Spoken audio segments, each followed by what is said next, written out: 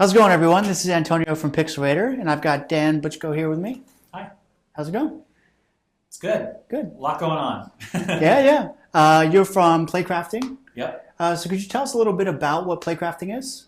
Sure. So PlayCrafting provides education and events for active video game developers and aspiring video game developers. Okay.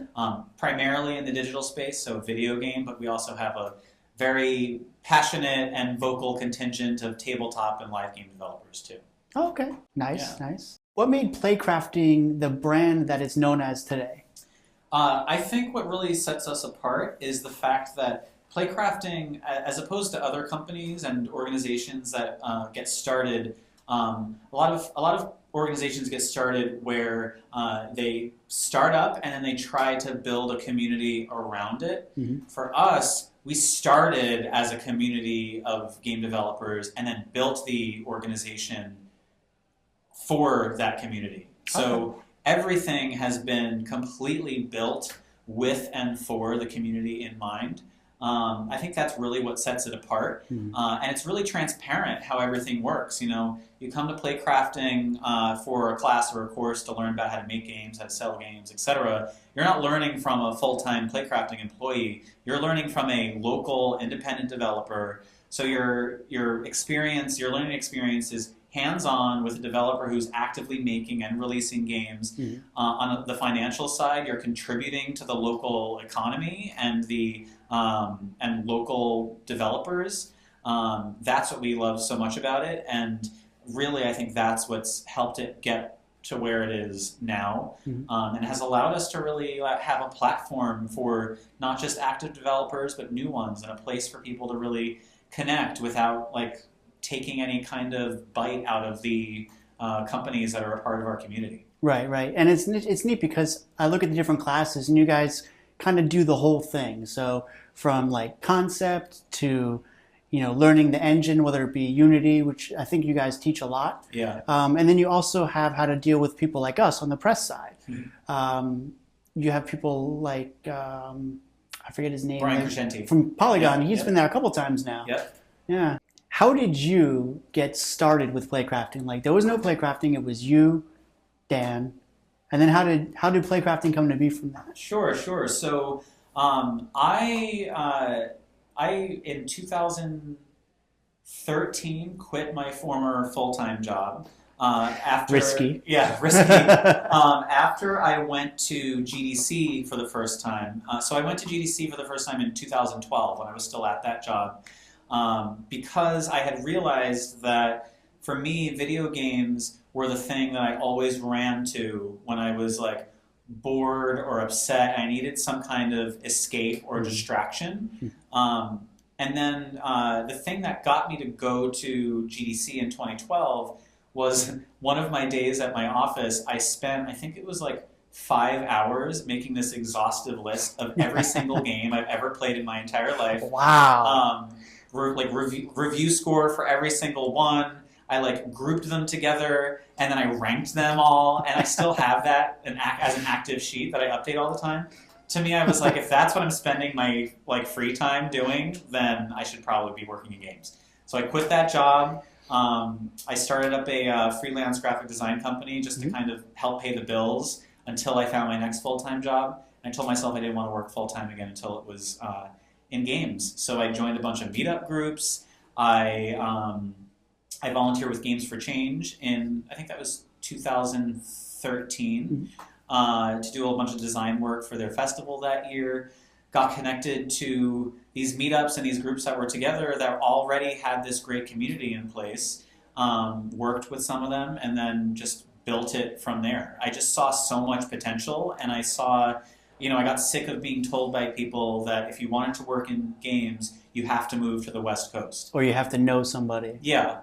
You have to know somebody. You have to, the only way to work in games is to work at a large-scale studio, so you have to go where the studios are, and that really bothered me. Yeah.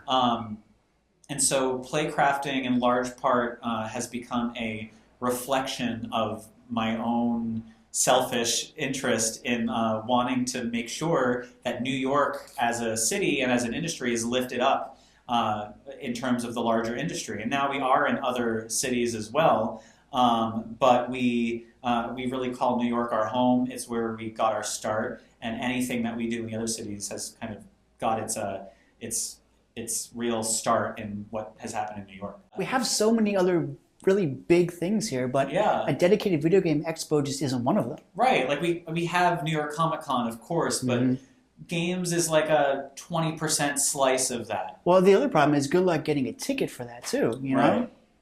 Right, and we work with a lot of different organizations and companies and partners in New York to do things with them, and some of them have their own events as well, but there's no straight up video game convention, period. Right.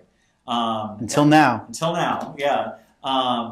That's why we wanted to call it Play NYC. Super simple. This does not have to be, the third annual PlayCrafting's super awesome convention. video game expo. Yeah. Play NYC. As I've been talking to all the exhibitors and the partners that have been coming on, it's called Play NYC for a reason. Every single booth has to be playable. I like that. Yeah. Like that. 95% of the booths that are there are developers or publishers. There are like one or two vendors that'll be there. Food vendors? There will be a food vendor, yes. Are there going to be like any merchandise vendors there? Yeah, so we have Video Games New York is going to be there as well. Nice. Love those guys. Yeah, when I think of Play NYC, I think of it as an opportunity to obviously lift up developers and publishers, especially on the indie side in New York. But all the different groups and individuals that are a part of the games industry in some other way as well. What are you most excited about for Play NYC and like people to get out of it? Like, what excites you the most about it? I'm excited about, it's the same thing that I love about our regular PlayCrafting expos. I love that aha moment of a player discovering a new game, a new developer, and learning that they are literally in the same city as them. We came up with this thing called Game Graffiti, in which we've contracted local developers and commissioned them to make 10 installations for the event. So they're going to be like sort of these viral, weird, interactive game experiences that are in between. That's pretty neat. In like the spaces in between booths and like on walls and in the in like the foyer and the stairwell, as long as it's not like a fire hazard, you know. I'm really excited for the talks and panels that we're doing. That would be cool. Yeah, some really cool people have signed on for it so far. I think we're gonna have a few more come in these last few weeks. The installations that I mentioned, that's just going to be something that you can't get anywhere else. These developers are making these for this event, and it's really going to change that space from like a convention hall to like this living, breathing game environment. I looked at our floor plan and I saw it's just like games everywhere and a rooftop with live games all weekend long. The main stage, which is going to have a live stream all weekend with some of the top Twitch streamers. It's going to be like a sleek version of like a kid's bedroom who loves games. I love that. Yeah. I love that. I had this like vision of like the stage looking like an old school like 80s MTV, like when they actually showed music videos and those in between parts where like the VJs were standing in front of like weird like sets that had like screens and like shapes and stuff like that. But I just can't wait for it to be a thing and for it to finally be happening. And again, to be able to show people that it happened going into next year. So there will be a next year. There'll be a next year. That's exciting. There'll be a next year, yeah. Cool. We've been talking a lot about indies, and you were mentioning about AAA, and I have a question about that. So, do you feel like a lot of indies kind of look down or feel like there's this me versus the man mentality? Like AAA's the man, and we're just little indie guys. I feel like they need to coexist. I feel like you can't have just AAA games, especially with their humongous budgets. But you can't have just indie games. You need both to coexist. What do you think about that? Yeah, I think that they can and should totally coexist. And I also think that both sides can like leverage the other Mhm. to like mutually benefit, and you're starting to see that with companies like Square Enix, which has the Square Enix Collective and is now like publishing. Oh, is it Uh, Tokyo RPG Factory, I think it's called? I think so. Yeah, they're making all the old school, like Ein Setsuna Yeah, style yeah, games. yeah, yeah. There's a number of different initiatives from like larger publishers and developers that Mhm. are now like using that as a way to like have an indie arm. Ubisoft. Ubisoft is Yeah, a another great good example. example, yeah. The Nindies. I mean, Mhm. that's not in-house development, but it's Right. a program that's helping get indies onto Nintendo platforms, and it's definitely working. I do think that like when I first came on and started playcrafting, I could tell early on that there was a little bit of that feeling of like the man Yeah. mentality. There's also a little bit of a feeling that words like monetization Mhm. are dirty words. So that's why a lot of our educational focus has also been on like classes around marketing and business and legal, crowdfunding, because these are key things and skills that are going to really help indies succeed. And look, we just want, from PlayCrafting's perspective, we want as many people to be making games as possible. Some people make games because they want to make something that like stretches it as an art form Right. and like helps it like have people ask questions. That's where you'll see Games for Change and Mhm. a lot of people on that side making like outside the box games that are for social impact. Like That Dragon Cancer. Right. Did you play that? I didn't play it. I cried. I don't know. If I could get 100%. through it. I cried twice. Yeah. I played halfway through, and then my wife came home, and I was like, "You need to watch this game," and I cried all over again. It's gut wrenching, but Yeah. you should play it. Enough about play crafting and play MOC. Let's talk a little bit about you. Okay. I've got some geeky questions that I always like to ask. Okay. So, I'm ready. what is your favorite video game console and why? Of all time, Of all time. Nintendo GameCube. Oh, okay. 100%. Danny's loving that over there. Yeah. Danny's behind the camera, by the way. Interesting. 100% Okay. GameCube. How far back do you go? Like, what was your first system? My first system was a Nintendo, like an NES, the original. Okay, me too. And the reason I like smiled when I said that is because my mom just celebrated her 60th birthday last weekend. Happy birthday. Belated Happy birthday. again, Mom. Moms are great. And we made a whole scrapbook for her. Anyway, Aw. that's a long story. I did that for my mom. She cried. Did your mom, is your mom cry? She's a crier. Yeah. I get that from her too, which is why I shouldn't play that Dragon Cancer. Play it at night. You'll be okay. Yeah. But this was like, I styled this whole page for her around Zelda Oh, okay. because she's the reason I love video games. I She love got when I me hear into stories it. like that. I still play them with her. I want my kids to say that about me. Yeah, same. She gets all my hand-me-down systems. Oh, that's so cool. Oh yeah. If I didn't spend all the time on the scrapbook, I wanted to get her a Nintendo Switch, but I knew she'd love the scrapbook. Now, so GameCube, interesting. I did not see that coming. So, Yeah. why GameCube? Not that I don't love GameCube, but I'm just really curious Yeah, as to yeah. why. GameCube came out when I was it was 2001. I was in high school, Okay. and that was like peak video game time for me. I had the most time. I had a lot of extracurricular activities, but I was playing a lot of games. Mhm. It was the first time that I was old enough to like be reading about games and get excited about like the launch of Yeah. a system. So that was the first time I got it, like right when it came out. The NES, I had a Genesis, a Game Gear, a PlayStation. So far, we both have the same system. Yeah. So all of those were like my brothers or my mom got it for the family. Yeah. N64. I don't This know why was I the left first out. that was yours. Yeah, and it was like, and it was just like the design of it is just so Nintendo. It's a really cool design with the handle. Yeah, and of course I got the purple one. You got to get like the original color. I wasn't like walking down the street with my like with my GameCube. Like a briefcase. Actually was, yeah. But I just love that system so much, and I made sure that to this day my original Wii is still plugged in my room, so I can play all my GameCube games. Nice. I pop them in every now and then. On my list of all-time favorite games, many of them in the top 30 are GameCube games. even the weird ones that like nobody played, that was the system that like I needed to have. What's a weird one? Give us an example. One of the weird ones was Beach Spikers. Oh, I never had a GameCube. I think it was. I got a GameCube bought my GameCube like 3 years ago off eBay because I never had one. No, Truth. That's terrible. Thanks. I'm so sorry to hear that. It is. GameCube is like baked into the fabric of my like gamer. Okay. You know what I mean? Mario Sunshine. Mario Sunshine, Wind Waker. Do you love the 2D Mario games? I like them. Oh my God.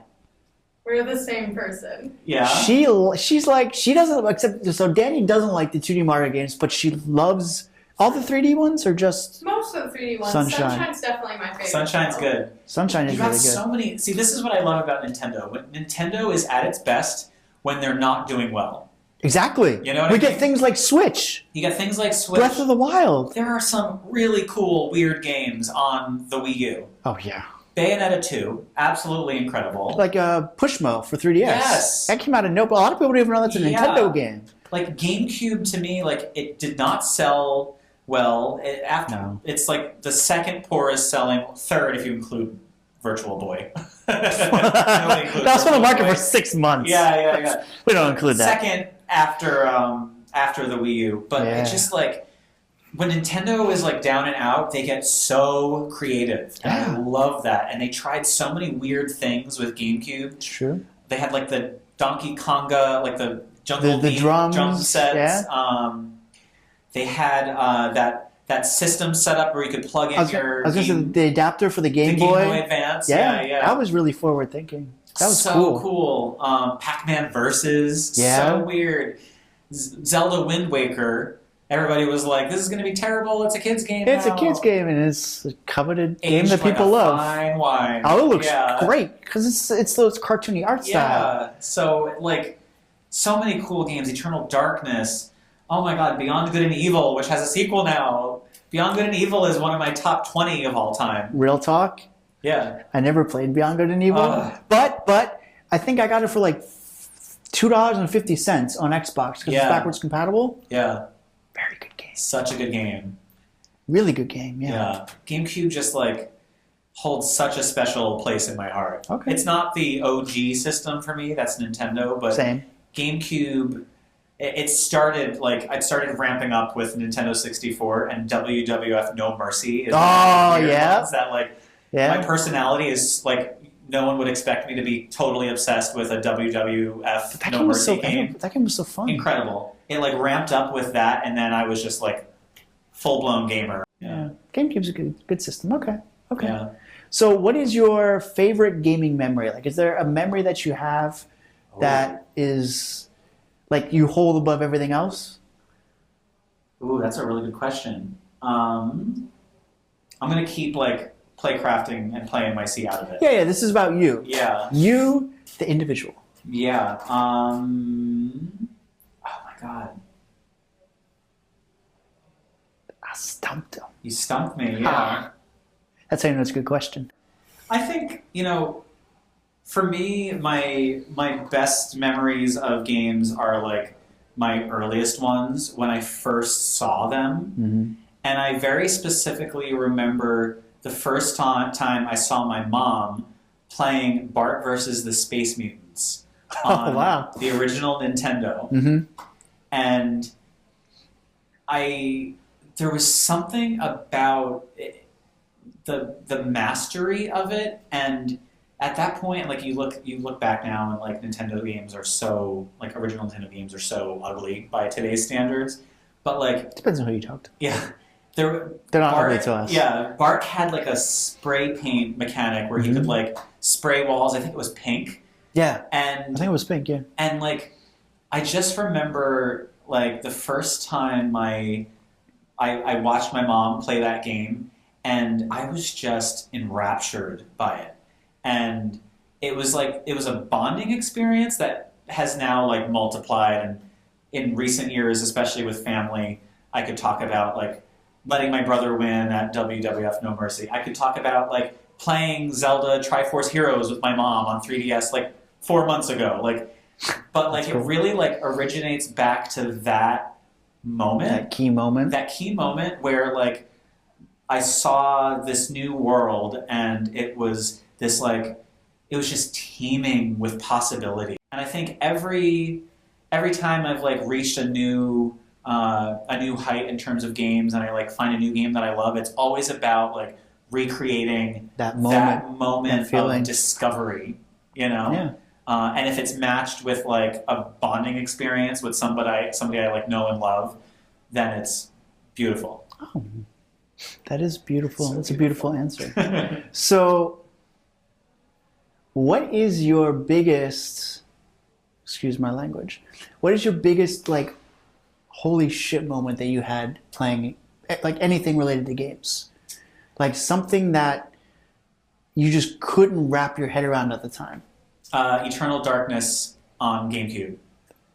So the sanity That sounds effect, fair. yeah, the sanity effects on that game were so far like ahead of their time. I don't think anything else has really matched that.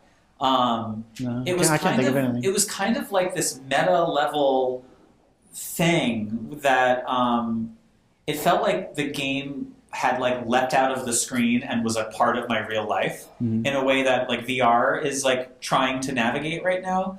But I remember there was a moment where I was in the mansion and it was in between one of the last levels, and I was like facing one of the demons or whatever, and all of a sudden the screen went blue and it said there was an error. An error. Yeah. And that my game was lost, and the screen went blank, and I literally shouted, "What the?" And I like freaked out, and I knew that there were sanity effects in there. I knew that, like the game prepares you for that very early on, and you start seeing it.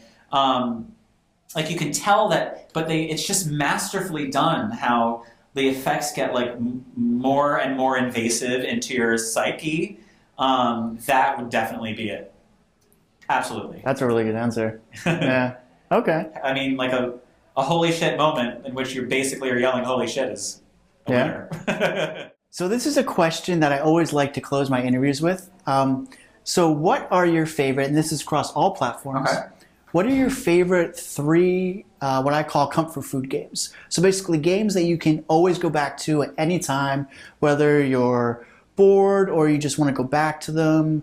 Maybe they help you get through some tough times. Like just three games that you just always play. That's really good. It takes a lot for me to play a game more than once. Let me Okay. put that out there first. Okay, so this is a really big deal. Yeah. That's what you're saying. I think for me, one of those is Journey. Okay.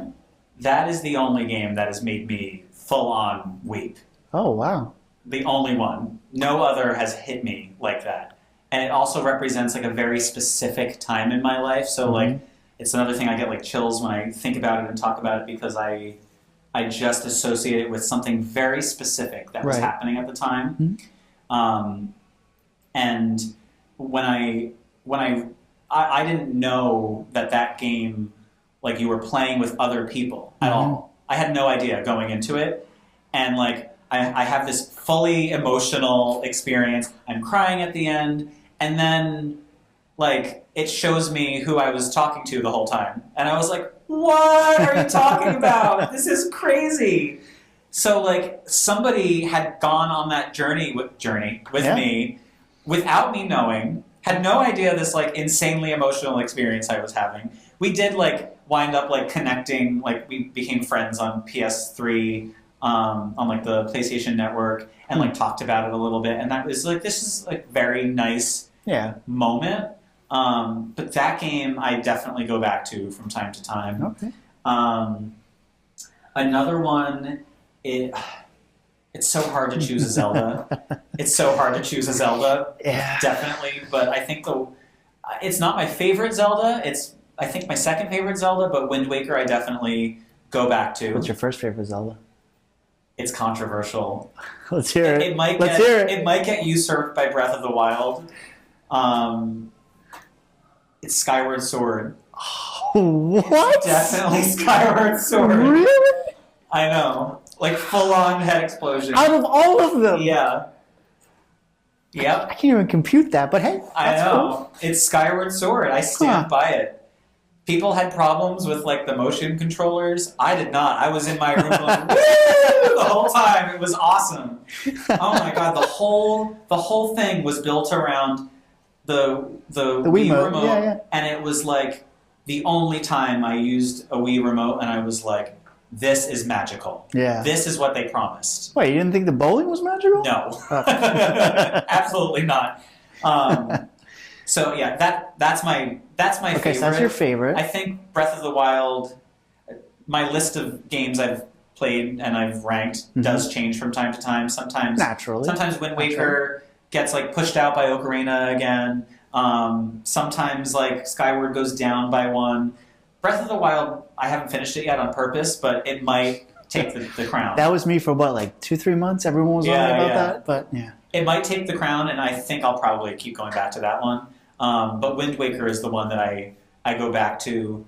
And there's like a generational thing with it too, where my mom loved that game. My godson, who's now 9, has like fallen in love with the Zelda games, and he loved Wind Waker. So like it's just like comfort food. It's beautiful. Exactly. The third one, that one's got to be like an easy one to go to. This is why I have all of my. I'm a physical copies person. I'm not a digital download. Oh, okay. I have like all of my games from every system in like bookshelves, so I can like pull them out like they're books. Nice. The other one that I go back to, I did go back to Eternal Darkness recently, but I don't go back to it consistently. The other one I go back to, you know what a good gauge on this is? What game have I bought multiple times on a Nintendo across multiple Nintendo consoles? Hopefully not for much longer. Hopefully not for much longer. You know what? I'd have to say I haven't gone back and like finished it multiple times, but I've gone back and played it a few times. Beyond Good and Evil. Okay. Yeah. Okay. I can see why. As a first-time player, anyway.